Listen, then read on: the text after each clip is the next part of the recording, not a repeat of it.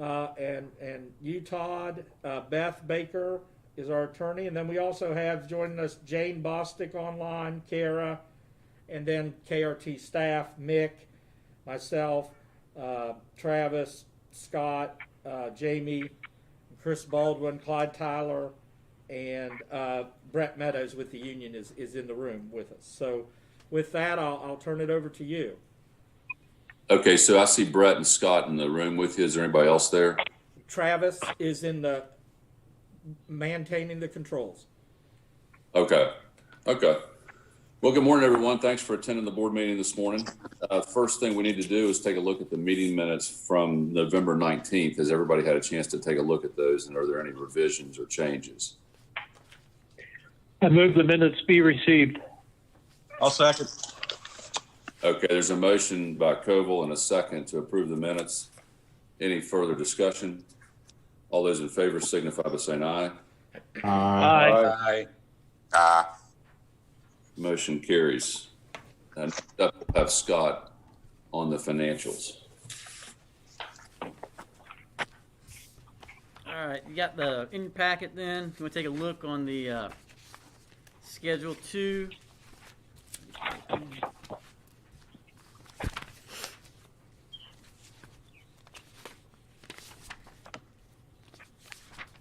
The statement of revenues and expenses for November, total operating revenues, $110,122, and the operating expenses, $972,507.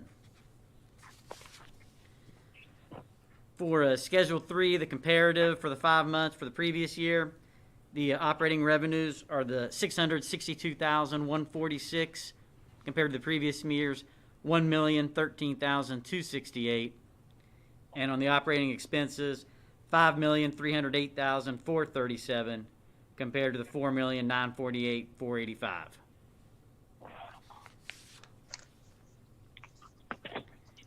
On Schedule 4 for the 4-week moving totals, for November, revenues down 12, 15, 18, 14%, and riderships steady right there between 33 and 36% decrease.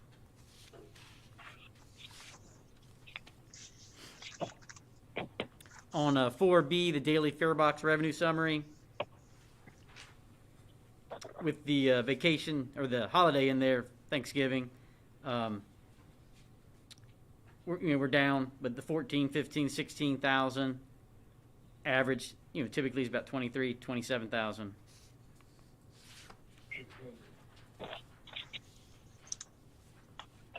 Statistical analysis there on Schedule 5.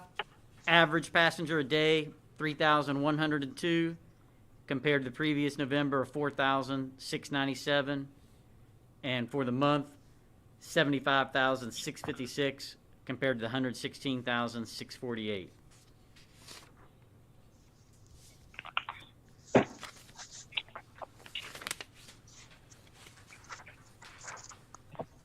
Schedule 6 on the excess levies, we got in for November at 312,333.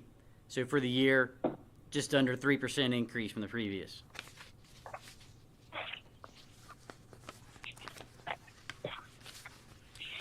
I have them in the wrong order there, but on the 4C, for the actual numbers there on the GFI fare box, the for November, 78,121 compared to the 127,477, 49,000 decrease, 39%. And 4D, just pass use, steady with it, nothing to really report on. That's it, unless anybody's got any questions. I wanted to add, I ran a few numbers, just doing a 5-month comparison, and I just took the numbers from the report. The revenue, when you look at last year compared to this year, is down 351,000. 190,000 of that was, or 180 some thousand, was some investment income, and then also some other income, where those numbers are significantly down, and then the balance is in the fare box revenue. as towards our budget, we're only down 141,000 in revenue, and all those are the effects of COVID. Our overall year-to-date budget, we still were 200,000 under our budgeted number, but compared to last year, we're 359,000 over.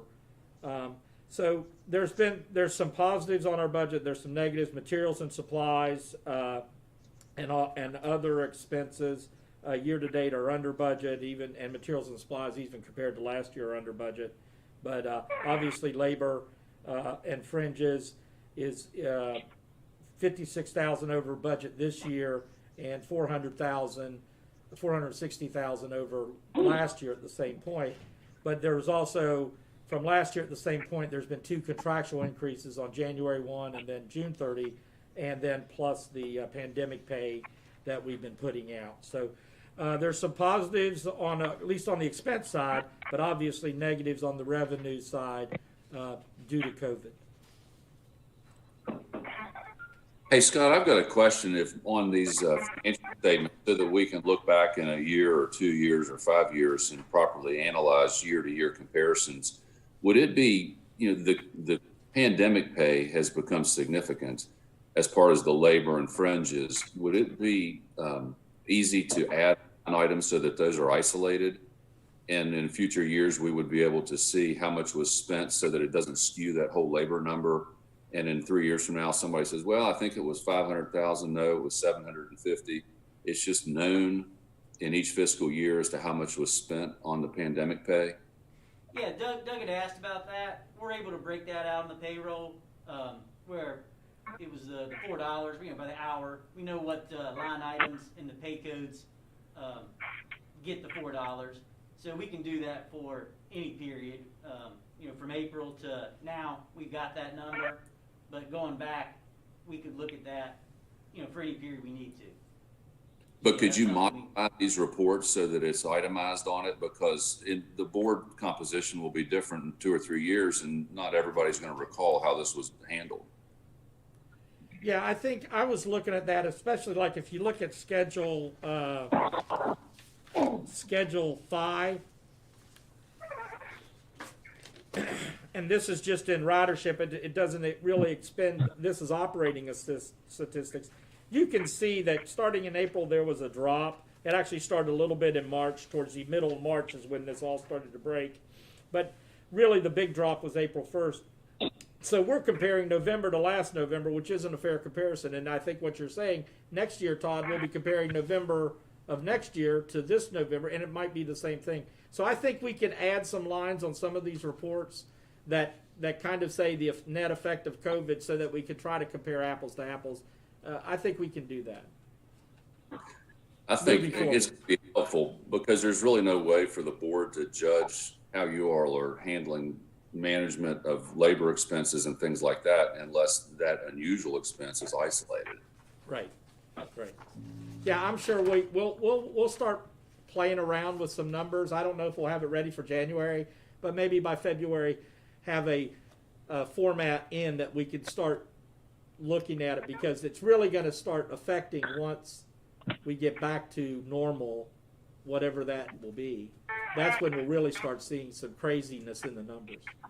Yeah, and we'll need to be able to see, are we increasing ridership from what it was pre-pandemic? Because year-to-year comparisons will be useless. Right, and it's something that everybody in the transit industry, at the regional planning councils and talking to other managers, it's something that everybody is, even the national lobby, it's how do we compare statistics? We just submitted our NTD, our annual report to FTA, and we had to explain. Well, they said, well, your ridership went down this amount. Well, okay, here's why, and so we had to put in that kind of data and explanation. So I'm sure we can do that, and we'll endeavor to do that. And I believe Manford Holland has now joined us. Is that correct?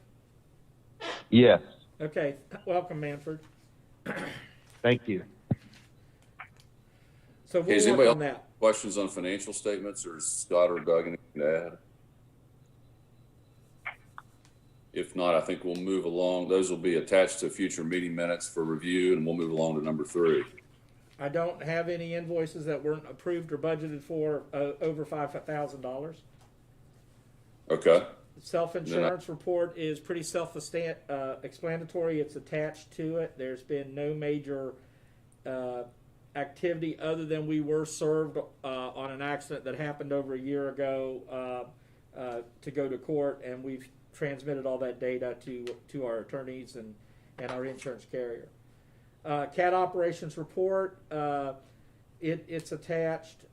Nothing out of the ordinary there. We did have yesterday a CAT operator resign, and so we actually had an ad in the paper for jobs. We're looking for some employees, and we've run some ads there, but it's still operating as required by law. The next one we're going to spend a little bit of time on, not as much time as I'd hoped, but I want to bring you up to date with the Transit Mall project. We've been working with Jackson Kelly on the lease and the construction agreement and the easement, and we've been trying to get back to a meeting. We're pretty much to the end of all that process, but there's been a big snag, so we put everything on hold. Last month I gave you the cost estimates of that, and we have since written the grant. It's been submitted to FTA. Spoke with them last night. Everything seems to be working in process. We should have that grant pretty soon. That was for a total of $400,000. It included a vehicle, but it included $285,000 towards the project downtown. So with all our costs, we're still about $2.2 million. That does have a contingency, and that's all our costs, which is what we reported to you last month. However, I was going to give you, I've got 57 pages, I was going to email you some of them, of architectural drawings and layouts of everything, and we've done a tremendous amount of work there. And the reason I didn't send it to you is because now we're going to jump up to number 2 and talk about AEP. Back in August, when we first started this project, we discovered that there was I don't know what the right name is, it a trunk line or a line that runs under the existing building. And AEP is saying, hey, you can't build over it. Of course, that line's been there for 60-some years, and they let us build over it before, and there was other buildings over it over the years, but they said we couldn't. So we said, okay, what's going to cost to move the line? And their engineers wrote up a cost proposal to us, and they told us if we just moved the line and didn't have to move the vault that sits kind of in front of our building now to the side, that cost would be $50,000 to $100,000. If we had to move the vault, that cost was going to be about $450,000 to $550,000, $600,000. So we relocated the building, shifted the building farther north so we wouldn't touch the vault, and we said, okay, AEP, let's go ahead and finally, let's move that line. So an engineer worked on that. We've been on their back since mid-August. We got emails, like I said, in September that stated the cost. We'll have the final cost for you. That engineer then left AEP, and a new engineer took over. And Monday evening at 4:30, I get a call from Adam Crayson at ZMM and Dave Gilmore at GAI informing me that AEP now says it's going to be $630,000 to move that line. We have copies of their quotes. I've read them. I've looked at them. I still can't believe they're right. We have requested a meeting with AEP. I've notified Jonathan Storage and Todd immediately about that so the city would be aware of what this problem is. But basically, we're building a 2,000 square foot building that's going to cost us about $650,000 to build the building. We're putting another $300,000 worth of amenities, in the area. The rest of that $2.2 million was to rebuild the street, rebuild the sidewalks. We have to relocate the sidewalks to meet ADA standards. And now all of a sudden in that 2.2, we included this money, the first part of the AEP part. Now all of a sudden there's a $600,000. So now we're at $2.8 million if we blindly accept this. And for a 2,000 square foot building. That's ridiculous. The cost per linear foot to replace this line, we've tracked out the number of feet. They're quoting us $1,700 a foot to move an underground power line. We just think that something's got to be wrong, something's not understood. Like I said, we've got our team working on it, trying to set up a meeting, trying to nail this down. We initially asked the question because one quote was 150 and one was, 477, and we said, hey, maybe it's one or the other, but they seem to continue to say it's both in the first inquiry. I don't know what it's going to do to the project. We've talked about other options. We've tried to become creative. If we have to flip it and move to the other side of the north side, that means we'd have to buy a parking lot there on the corner of Lee and Laidley, possibly then buy the city's police building and build our facility there. I don't know if there's enough room there to do all our buses. This is a big problem. This is a potential deal-breaking problem. We talked about legal recourse with AEP. The only issue is you go to the PSC and fight them, and that takes 3 years, so that delays the project more and more and more. We've invested. We've already spent over $100,000 in A&E fees and work to date.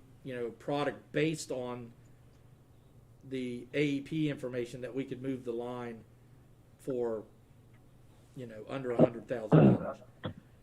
I don't have any answers right now. We're just still working it on. We've talked about internally and briefly with Adam Crayson that I know that when you're building a house on a lot in the city of Charleston, they've changed the setbacks, but if you use the existing foundation, you don't have to do that. And I said, well, what happens if we tear it down to the first course of block and rebuild and add on in the areas we can add on in? What would that entail, and would that even be kosher with the requirements? So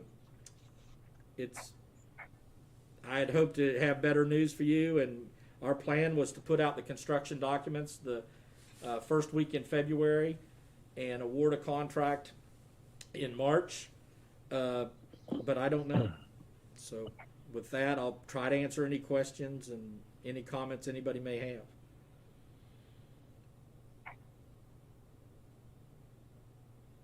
Does anybody on this board have a relationship with AEP? Phil Moyer, I have with him. I used to work for him. Phil Moyer. He operates out of Pittsburgh now, I think. Hey, Doug, has Adam answered your question about rebuilding on the existing foundation or footprint? No, Adam and I haven't had any conversations since Tuesday at noon when the last thing. They're still scrambling and trying to get the meeting. Everybody is just, we were all stunned. It just was a complete stunner, and no one saw this coming, because we already had all this information. We had drawings with lines on it, and, we're talking about moving something less than 375 feet a line. I know it's buried deep in the ground, but it's not like they did include in their quote, rebuilding the sidewalk and repairing the street. Well, we're going to have it all torn up anyway, but that's not going to save.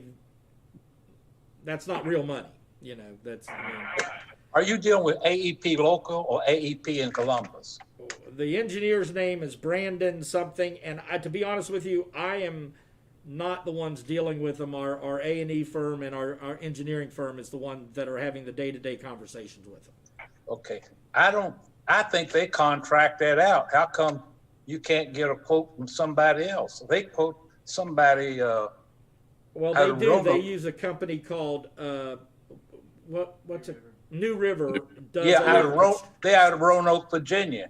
Right, and they do all their construction work, and we had originally talked, well, we could dig the trench and all that, and they come in and just lay the line.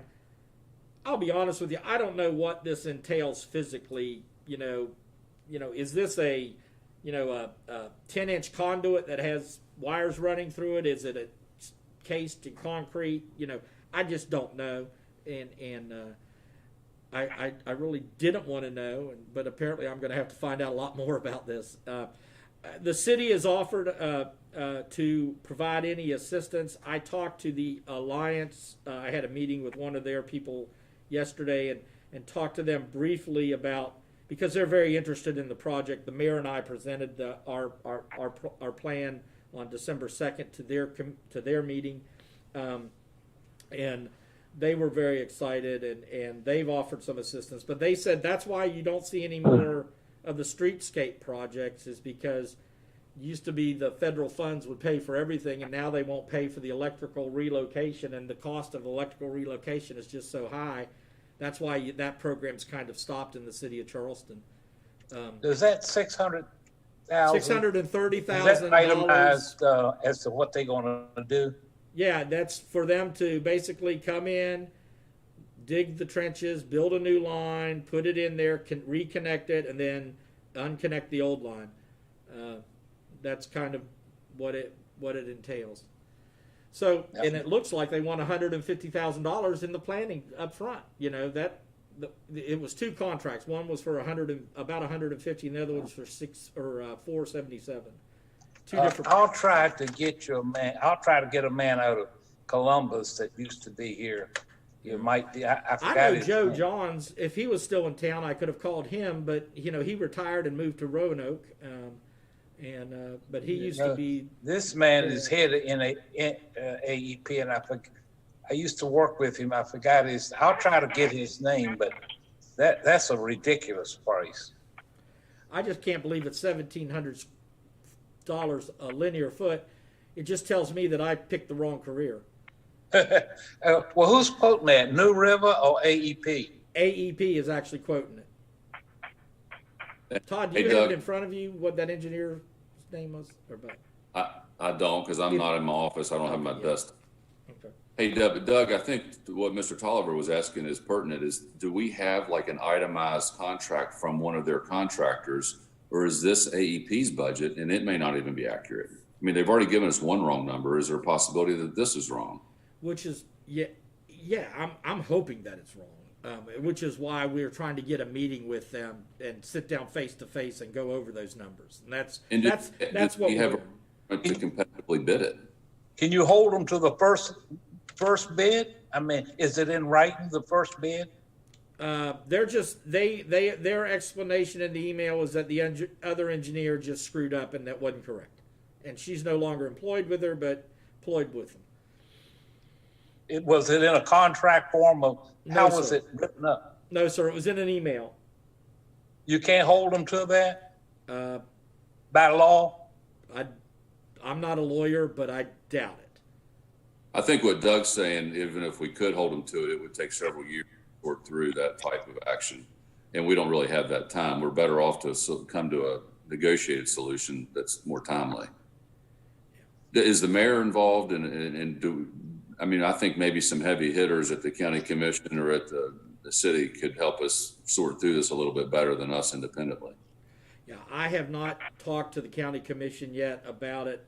I did talk to the mayor or to Jonathan, because this affects their project. All of our timing was working together. They've talked to Thrasher, their engineers, and obviously Jonathan gave me assurance, and he followed up with another email that they were willing to do whatever it takes to help process that. But I was hoping to get the meeting scheduled or have a meeting date with AEP,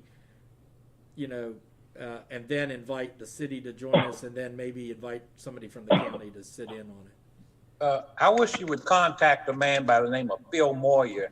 He used to be local, but he's operating out of Pittsburgh now. I think I've met him years ago. He's a real nice fellow to work with. And he used to be, well, I think he answers all the problems here, but he operates out of Pittsburgh. His name is Phil Moyer. Okay, I will do that, and I'll try to reach out to him. Is I think there any way we could bring some national political pressure, or have some of our congressional or senatorial people get involved? Well, I think at some point we may have to go that route, definitely with the county commission and the city of Charleston. I just think we're still hoping that there's a misunderstanding on what the project entails, and that we're going to be closer to that first number.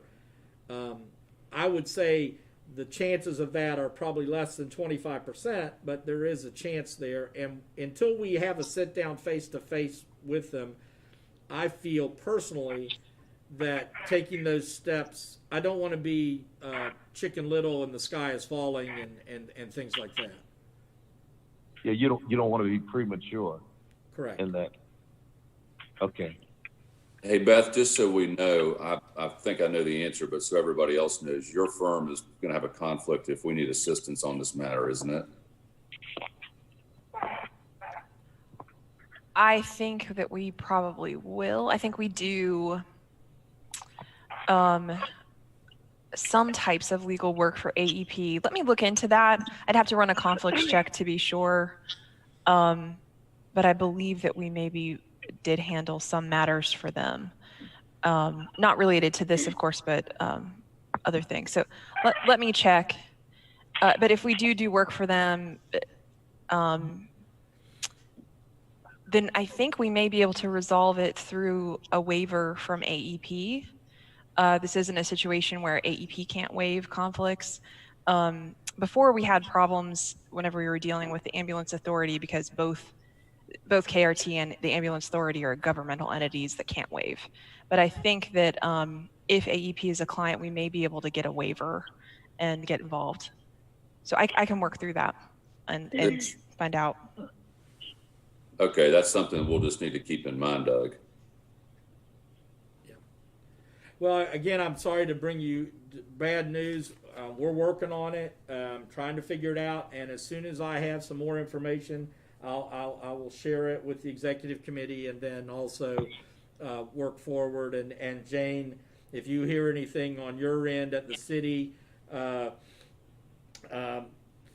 me know, or have Jonathan give me a shout. But I did make them aware, because this could affect. The city doesn't want to go in. They're anxious to get their project started, but we don't want to do a bunch of work and then have to tear up a bunch of stuff down the road 2 or 3 years, if that. So we're hoping to be able to resolve this and get back on schedule. We'll try to. Well, go ahead. I just sent the mayor a text.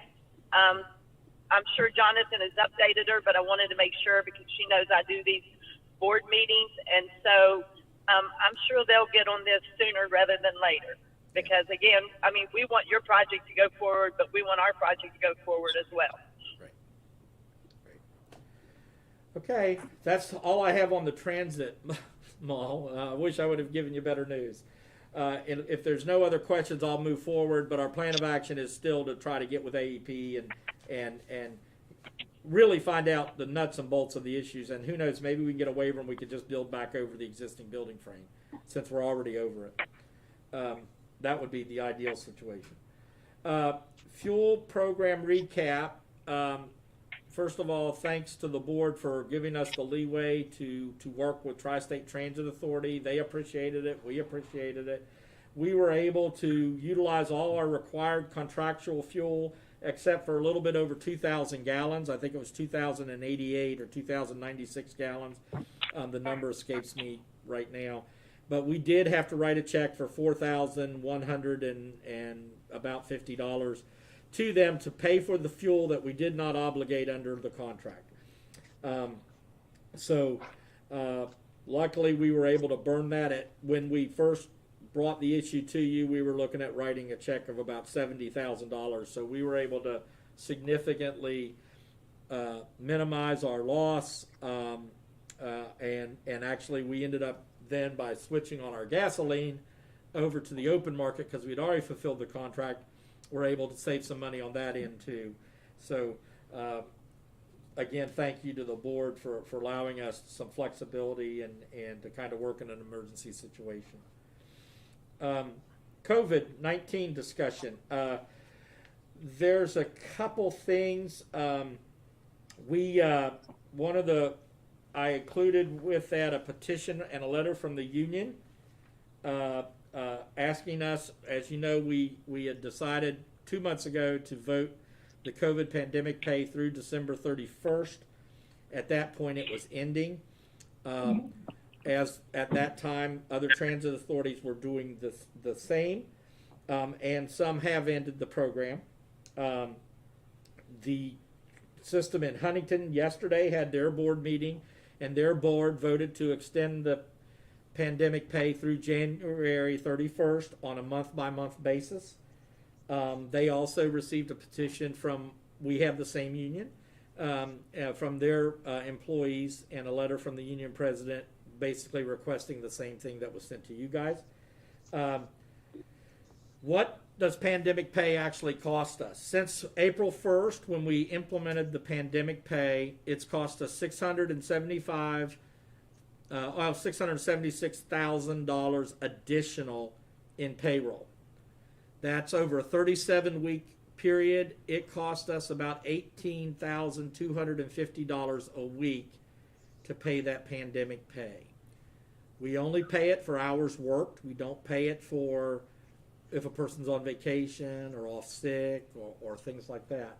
But that is what the expense is. As I told you earlier, we are $56,000 year to date over budget in labor.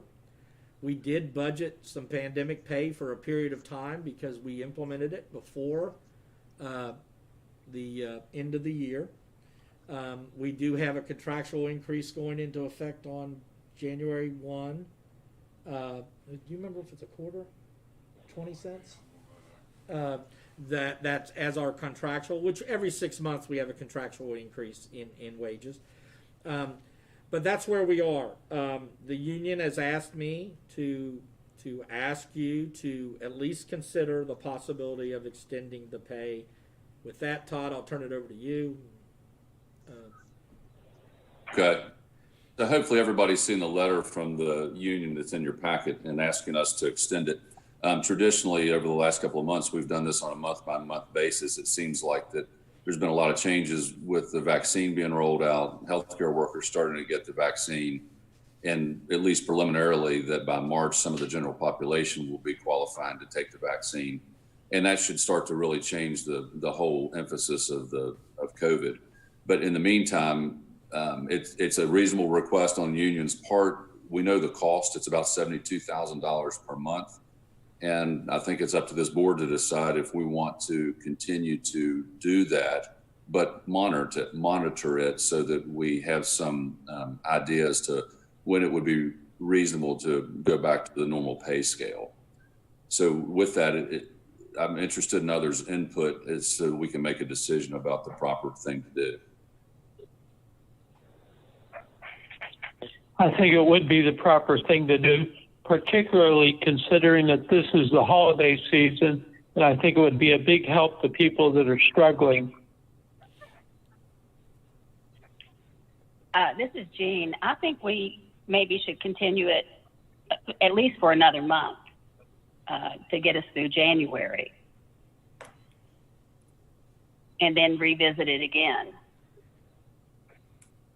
This is Bob Sutton. I'll make the motion that you continue on a month-to-month basis till the time that we see that we can't afford it any longer. I don't know how else to put that. So I second that. This is Dave White. I'll second that motion. And as far as discussion, I mean, I think we need to continue to look at it month to month because, you know, there's a good possibility here after February and at least maybe after March, enough of the general public is getting vaccinated that the hazard pay or COVID pay won't be necessary. So I think we ought to go ahead and continue to look at it on a month-by-month basis. Okay, so Bob Sutphen made a motion, which has been seconded. There's been a little bit of discussion to continue this month by month. So Doug, that would be keep it on the agenda for until something is changed in that regard. Is there any additional discussion regarding the pandemic pay? All those in favor of the motion signify by saying aye.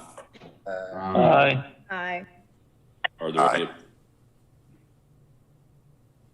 Motion carries unanimously, Doug. All right, thank you. I have one more thing on COVID, and you briefly touched on it. Eric briefly touched on it. The vaccination. We have been in discussions with the Kanawha Charleston Health Department and also the Kanawha County Emergency Ambulance Authority. I met with them last week on vaccine distribution plans. And during that meeting, I mentioned, don't forget us, that we're out there first responding and frontline employees. The governor's plan. I know there was some more information in the paper today, and I haven't had a chance to look at it. I know that our employees wouldn't be included in the first round. The second round, I'm not sure of. I'm hopeful that our employees will do that. But we can't mandate a vaccine. I've talked to legal. I've read a bunch of. It's a question that's really out there in the legal community and in business communities. And I've done a bunch of research on that. So there's two issues. Number one, the county I've requested the county or the people issuing the vaccine to make sure when they set up vaccination clinics, they set them up on bus lines. And the reason is they've called us to actually say, hey, if we're going to vaccinate at this site, can you bring people there? Well, that's a huge additional expense on us. It's more drivers. It would probably mean the reduction of service to be able to do that. Plus, then you have to coordinate pickup points, things like that. So we talked about if they did them along the bus lines, like if there's a vaccination station in Nitro, and it was, say, beside Nitro High School, the old high school, or there, or somewhere on the bus line, that we wouldn't have to put out additional service to get people to the vaccination clinics. So they thought that was a great idea, and we're going to meet again on that. And then talked about the access to the vaccine, the access part, meaning what do we do about payment? The vaccine is going to be free, so there was some talk about that if the vaccination is happening in Nitro, that maybe that day we provide free service. We don't charge bus fares to Nitro. And I said, well, that's something that I could talk about with our board. We don't have to make those decisions now because and I don't think there's going to be a general distribution of vaccine before our next board meeting. But we also talked about, well, maybe if they're doing it at a couple places in the county, that we don't charge fares that whole day. I'm trying to make it that we don't have to incur the additional expense of calling out drivers, running a bus around, shuttling people that one or two people are going to use. I think the authority would be better saved. It would be less effect on our bottom line is if we did something with the fare structure on these vaccination days or periods. Because when we call out a person, we have to then pay another person to do what he normally does. If it's on his days off, he's getting time and a half. So our cost would be greater to try to do separate transportation than would be to lose the fares, which, be honestly, it's not a ton of revenue right now. Plus the fact that we did get the CARES Act funding to help us absorb some of those costs. So just wanted to let you know those are the two discussions I'm having. I'm still trying to come up with a way to incentivize our employees to take the vaccination.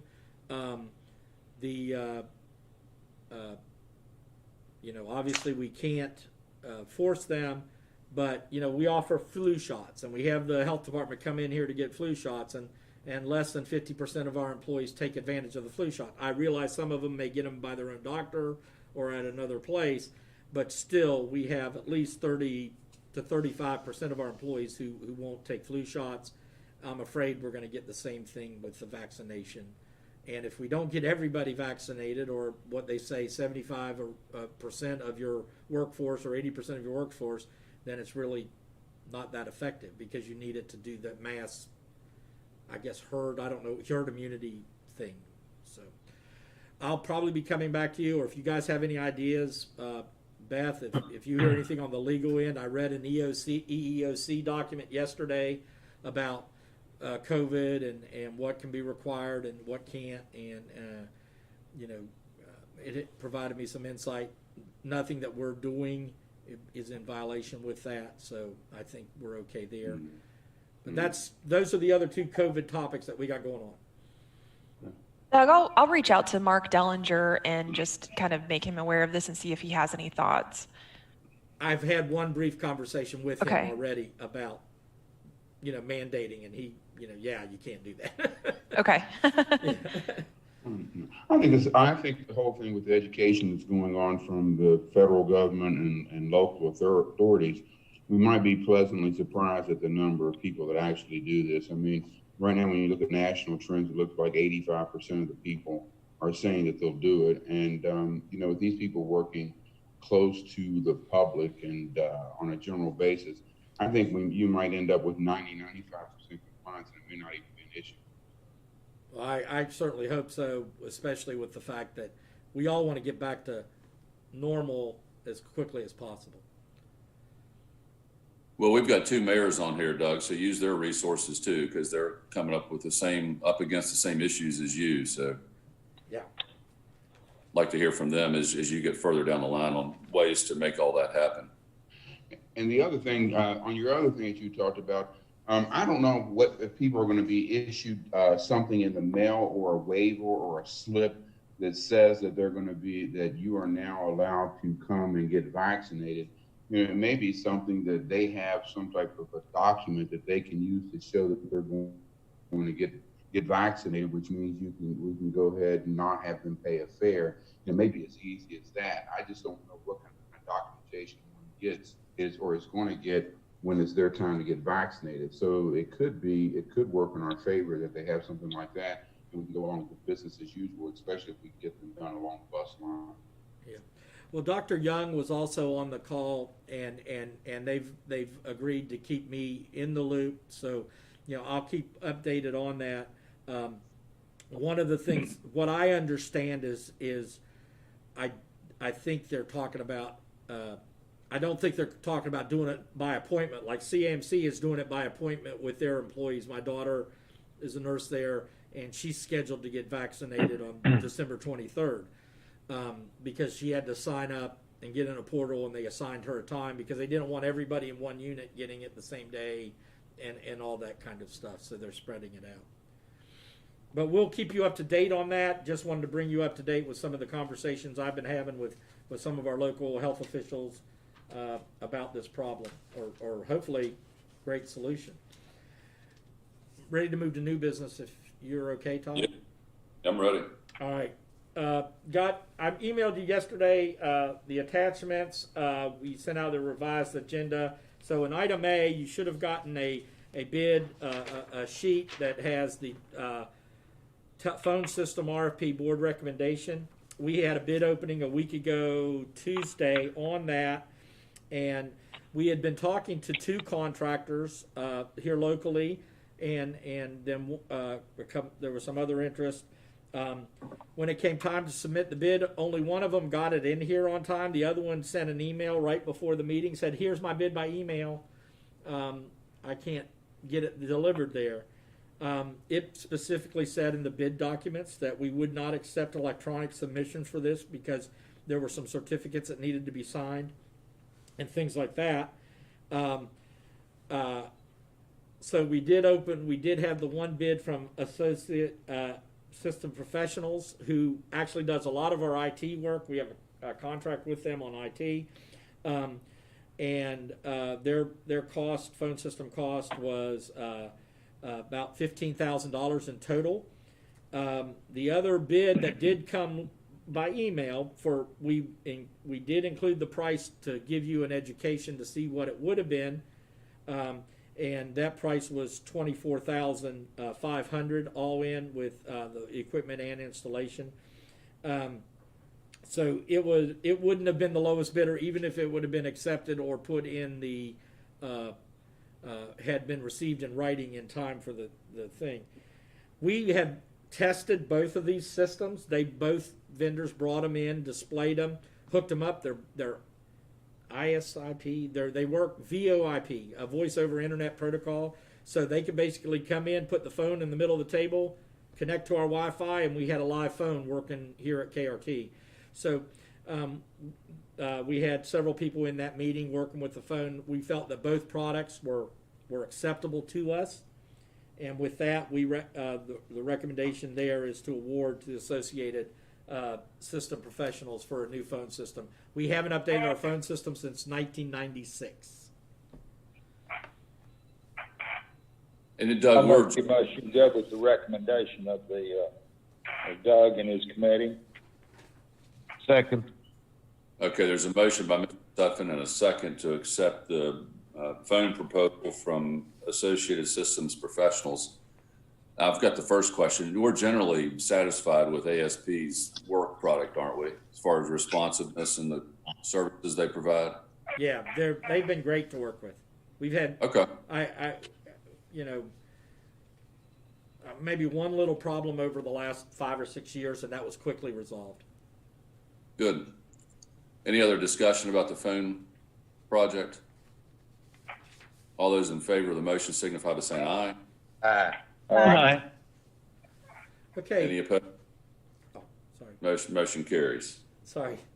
The next one is our bus advertising contract. As you know, we contract with a company called Gateway Outdoor Advertising, and they have the rights to the outside of our buses.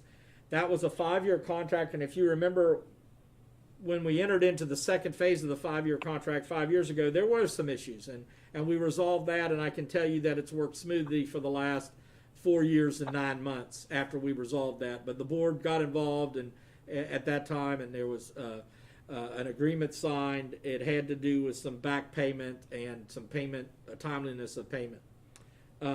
Since then, while there hasn't been a ton of activity over the past 9 months due to COVID, we have continued to get good service out of them, and they do. We have the lottery buses going and a few other small contracts going on. When we went out to bid, they were the only proposal we received.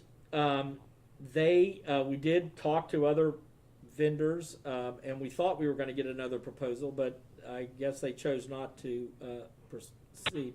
The terms are basically the same as our old terms. 55% of the revenue comes to us. Here's the difference. They will prepay the monthly guarantee at the first of the year, or the yearly guarantee. So they've guaranteed us over the 5 years $245,000. So they'll pay, the first year the guarantee was $30,000. So they'll write us a check for $30,000 in January, or send it to us in January. And then we'll continue to get our monthly reconciliations, all that kind of stuff. And then they won't issue any other payment to us until the following December, once the year is reconciled, with if they owe us money. So if they come in and they did it, and they only sold 50,000, then it would be net. But if they sold 60,000, then we would get an additional check for 55% of the difference above what the guarantee equates to. That is a seed change in how the program worked in the past. Other than that, everything else should be work fine. So basically, we're getting our money up front. The key is we're going to have to make sure, and we're going to have to stay on track in monitoring it throughout the year. We get monthly reports with sales, collections, and things like that. But right now, if a vendor, for example, the lottery, takes 3 months to pay, we don't get paid till after they get paid. Now we're going to get all that money up front, and then we'll just got to track it through the year to see what's going to be owed to us at the end. There would never be a case where we're paying them back money. It would only be an additional check. So with that, our recommendation is that we award the contract. It's a 1-year contract with 4 renewals for a 5-year period. So that can be terminated by either party at the end of each year? Yes. We have to renew it. Actually, the main thing is, well, they have to agree to continue it, but we could say, hey, the way that's worked out is at the end of each year, both parties agree.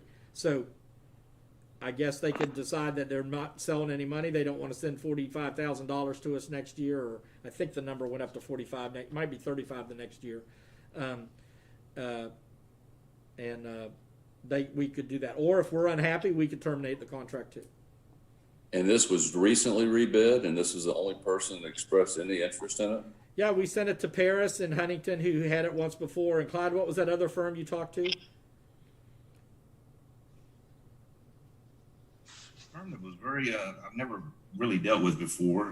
Damian Gutierrez was the point of contact, but I would have to look back at my emails and see exactly who they were and what vendor name that was. They were from what state? Was it North Carolina? For some reason? Yeah.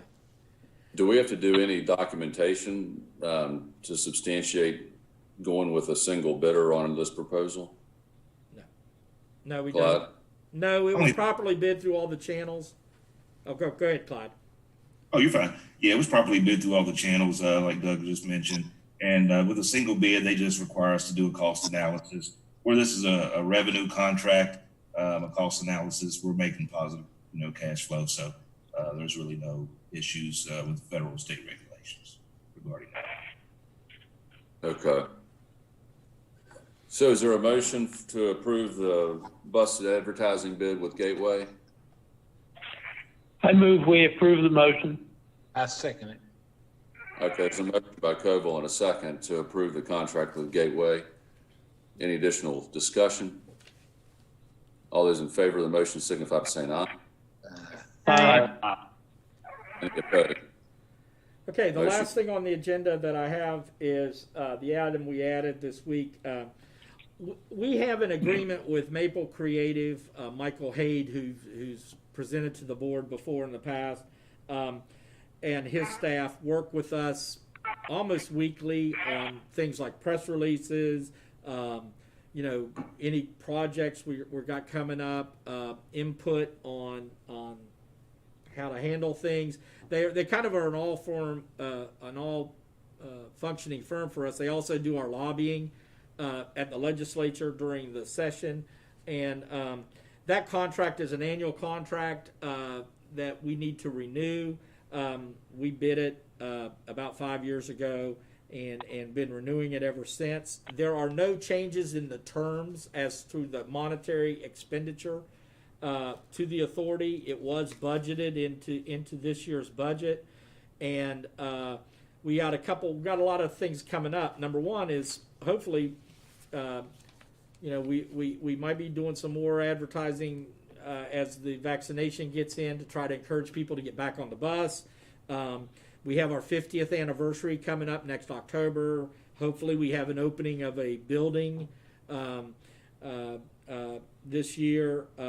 So there's a lot of stuff coming on, and I expect that next year when we present a budget to you, we're going to increase our marketing budget a little bit to account for some of those things.